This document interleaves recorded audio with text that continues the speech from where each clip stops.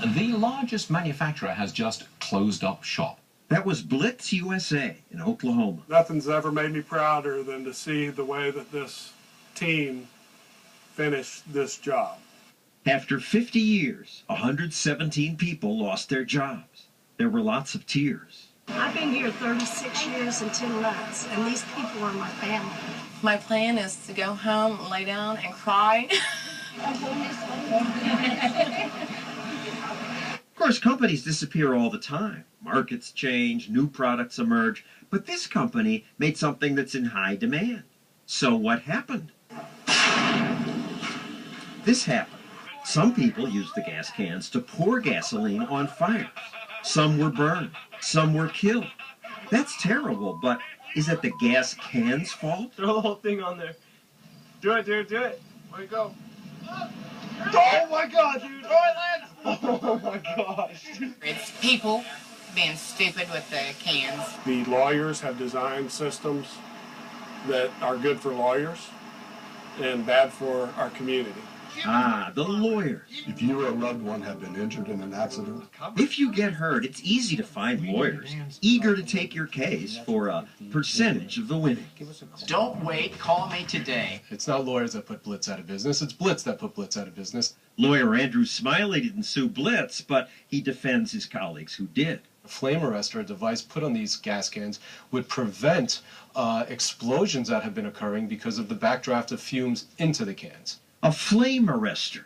It's this little piece of metal which, if inserted into the gas can spout, might prevent fire from crawling up into the can and causing an explosion. It might. Researchers at Worcester Polytechnic are testing flame arrestors in plastic gas cans. So far, the tests show the flame arrestors might make the cans more dangerous because they clog and because static electricity from metal can start a fire. That's probably why no plastic gas can includes flame arrestors. This could cause fires. It's left for the jury to listen to the evidence, listen to the experts, hear about the research, and make a decision. But the jurors aren't scientists, and they see this poor victim, they just want to help, so they'll award the money. Of course there's sympathetic cases. It's very dangerous. If they can make this product safer, then why don't they? Because it would cost more. Because it would clog and make the product less useful. This could cause a spark. This could cause more danger. There are lots of reasons not to do this. It's a debate. But once you lawyer parasites step in, the debate's over because you cost so much. I don't think that's the case. If a company decides to make a product and put it out on the market, they're required to do what's reasonable. Juries are called upon to decide what's reasonable. But our legal system's stacked against companies that make a product that can burn people. Some lawyers said Blitz's warning label wasn't clear enough. The warnings are not distinguished at all. Lawyers often win money arguing that there should be more warnings.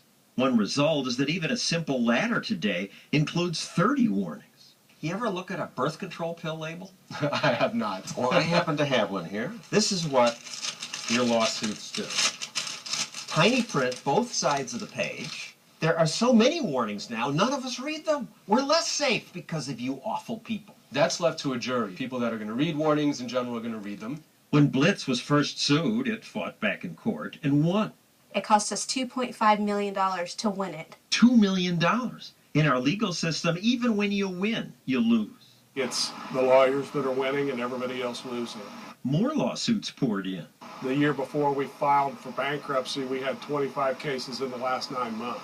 You can sue somebody all the way until they're broke and tired and can't provide jobs and take care of communities and be an entrepreneur in our society. Even if Blitz's cans were dangerous, lawsuits rarely take into account the danger of not having a product. During Hurricane Sandy, stores ran out of containers for gasoline. It's incredible. We just can't keep them in the stores. The manufacturer, I think, is having difficulties keeping up with the supply of red gas cans. Store employees didn't know that Blitz no longer exists.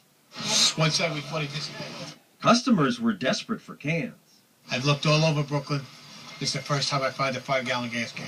Folks are trying to buy buckets. We, tell them that you can't do that. You have to have a certified gas can to get gasoline from a gas station. The New York Times says one man walked into a gas station lugging a 5-gallon Igloo cooler, hoping to fill it with gas.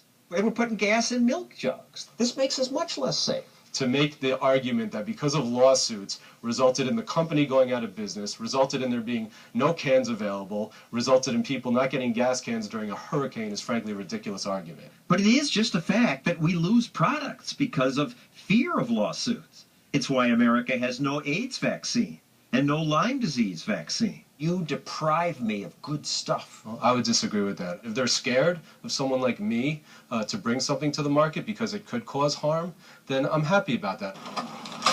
We pay for his happiness, not just in products we lose, but Americans pay almost $1,000 per person per year for lawsuits. And in Oklahoma, Blitz let 117 workers go. This is wrong. If they can take this team and destroy it, they can take just about anything. They can. But there is something that no one seems to be able to take away. And you have to fund them. Tiny, hardly used post offices.